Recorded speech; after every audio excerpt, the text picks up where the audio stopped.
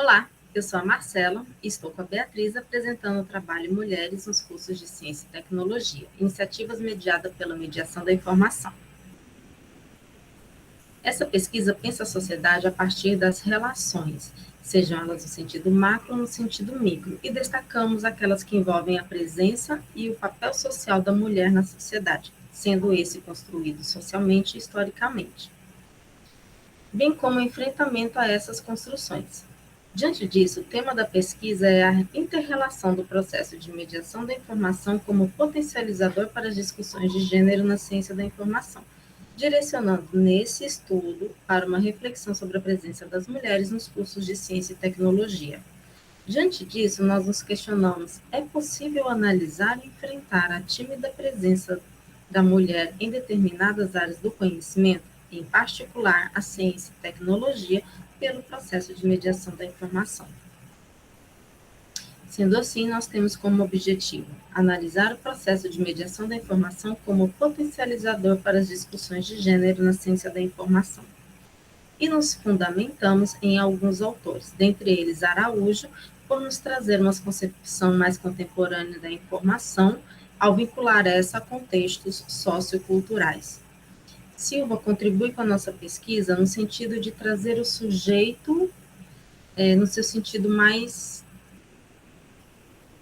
ontológico, o sujeito que compõe a informação, o sujeito que constrói e significa a informação a partir das relações, e são relações recíprocas entre os sujeitos. Nessas discussões sobre a informação, na relação entre sujeitos, Valentim e Anselmo soma a nossa pesquisa quando nos traz as questões dos comportamentos dos indivíduos que interagem a partir da informação. Por isso, nós temos a mediação da informação proposta por Almeida Júnior como uma ação de interferência, um processo realizado por um profissional da informação nas múltiplas ambiências informacionais que visa a apropriação de informações, gerando novas necessidades informacionais. Na discussão de gênero, nós temos Gomes, que nos traz que gênero é uma categoria histórica, política que transcende as relações de reprodução de poder, público e privado, familiar ou doméstico, entre homens e mulheres, bem como Barbosa e Silva, que evidencia a subjetividade no conceito de gênero, tendo em vista a sua essência cultural e social. Scott complementa a nossa pesquisa do ponto de vista macro, sobre o conceito de gênero. Associa-se também à situação desigual, representada por homens e mulheres em múltiplos ambientes. E, por fim, os sujeitos são mutuamente construídos a partir de categorias sociais desiguais. Bom, pessoal, vou dar sequência na apresentação, explicando um pouquinho sobre os procedimentos metodológicos. Então, nós temos uma pesquisa de natureza qualitativa, do tipo exploratória e descritiva, como instrumento de análise, duas pesquisas, uma que seria o Anuário Estatístico 2020 da Unesp e o Censo da Educação Superior de 2019. E como método de pesquisa, a análise de conteúdo para fins de interpretação dos dados coletados, seguindo os 3 passos elencados por Bardhan: a pré-análise, a exploração dos materiais e o tratamento dos resultados, inferência e interpretação, onde nós temos a interpretação dos dados organizados pelo viés da mediação da informação, interrelacionando das reflexões sobre gênero na sociedade. Para tanto, temos aqui um panorama geral, macro, sobre a presença da mulher no âmbito da graduação, em que nós percebemos uma diferença nas áreas consideradas mais femininas e outras que têm umas características associadas ao perfil masculino. Quando a gente fala isso, seria as marcas da feminilidade que a mulher carrega, onde ela vai se concentrar em atividades com o poder da escuta, sensibilidade, domesticidade e delicadeza. Pode destacar aqui o exemplo da educação e bem-estar, a quantidade massiva de mulheres e a ausência de homens.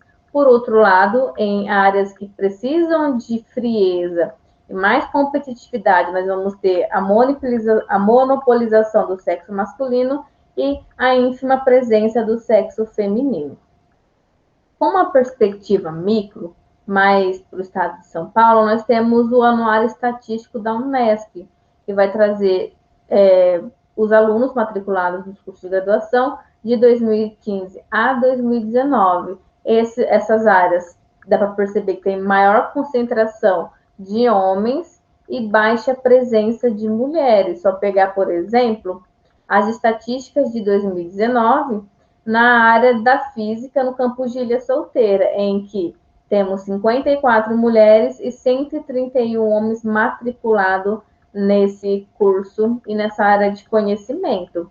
Na engenharia elétrica, a mesma situação, 71 pessoas do sexo feminino e 404 pessoas do sexo masculino, e assim por diante. Para poder entrar com a inferência e relacionar com a mediação da informação, construímos algumas categorias para análise, que seriam o espaço de desigualdade na educação, acesso a diferentes disciplinas e carreiras, concentração da mulher nas ciências sociais e humanas, desigualdades intragênero e assimetrias entre educação e mercado de trabalho. Para fazer essa análise, foi destacada a presença ou a ausência dos conteúdos destacados nas pesquisas. Grande parte vai apresentar aí um recorte voltado com a presença e poucas mostram a ausência. A ausência estaria mais nas desigualdades intragênero, que seria a desigualdade entre o grupo feminino, mulheres brancas, mulheres negras, mulheres pardas e mulheres indígenas. Dando sequência também em outras duas unidades de registro, nós vamos ter a ausência na primeira categoria, que seria espaço de desigualdade na educação, e nas duas últimas categorias também temos a ausência, desigualdade entre gênero e assimetria de educação e mercado de trabalho. A ideia de fazer essas categorias é mais para poder olhar uma forma ampla sobre o contexto, de como a ausência da mulher vai perpetuar na sociedade. Agora eu passo a palavra para a Marcela. Construímos também a figura 1, entre os elementos da mediação da informação na relação com o gênero. E aqui nós vamos discutir destacar a ação de interferência, que é realizada por um profissional da informação, que normalmente esse profissional da informação está vinculado a alguma instituição, alguma organização, e ele vai fazer ações que serão disseminadas a partir de ambiências, de equipamentos informacionais. Será um processo contínuo, certo? Que visam diálogo e comunicação entre sujeitos, né, dessa informação, que visa a ruptura de estereótipos de gênero. A partir daí, nós vamos ter uma apropriação da informação. Uma informação, é bom lembrar que é uma informação que visa essa ruptura de estereótipos de gênero, dentro de uma construção e significação da informação, ou uma ressignificação da informação. Diante disso, é possível termos uma construção de novas relações sociais, a partir dessa disseminação da informação nas relações e nas vivências, que o significado vai se potencializar. Então, se nós temos uma informação que visa a ruptura dos estereótipos de gênero, certo? As vivências contínuas, dentro de um processo contínuo, é que vai gerar aí umas novas significações da informação para que possamos construir novas relações sociais. E algumas considerações, né? A partir do nosso trabalho, que foi de uma abordagem qualitativa sobre a informação na temática de gênero, foi possível demonstrar a importância da ciência da informação estar discutindo cada vez mais assuntos que são demandas da sociedade.